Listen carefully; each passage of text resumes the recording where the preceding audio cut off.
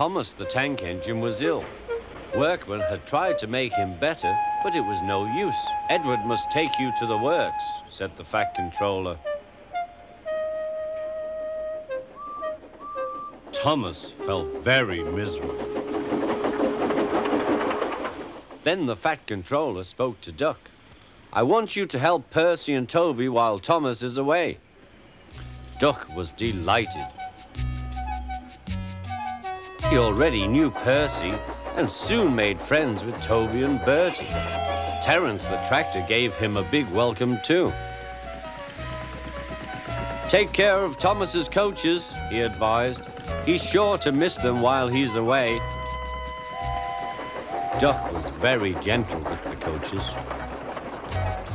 Annie and Clarabelle were impressed. "Such nice manners," they told each other.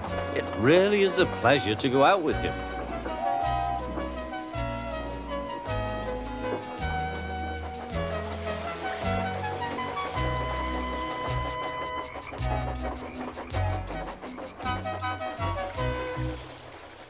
When Thomas came back, Annie and Clarabelle told him how well Duck had managed. Thomas was so pleased to be home that he soon forgot to be jealous.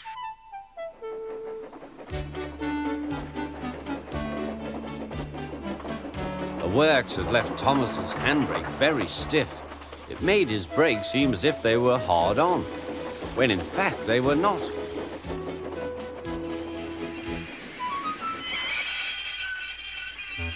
As a result, he and his coaches often overran the platform.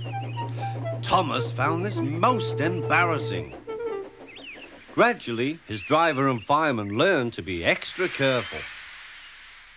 But one day, Thomas's fireman was ill, and a relief man took his place.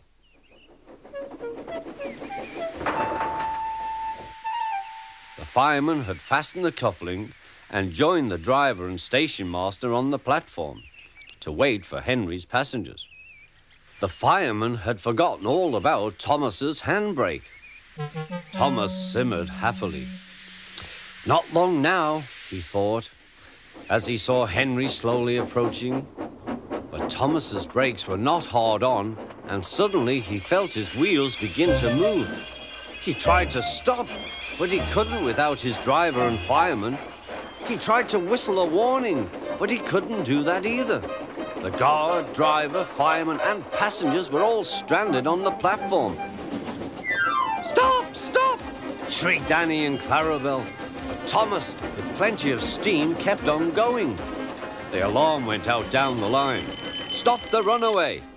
There, ready for action, was Harold the helicopter. The inspector had made a plan, and together they took off into the sky.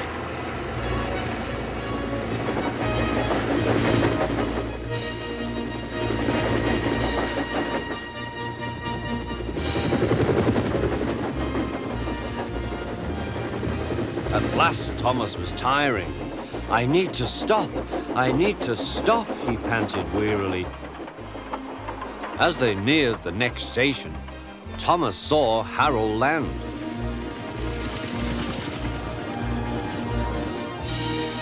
They entered the platform slowly enough for the inspector to act. Judging his moment, the inspector scrambled into the cab and screwed the brake hard on. At last, Thomas stopped. Both he and the inspector were very relieved. Then they thanked Harold. "Think nothing of it," wailed Harold. "Glad to be of service any time." "Phew," remarked the inspector. "We must never let this happen again, Thomas." Wearily, Thomas agreed with him.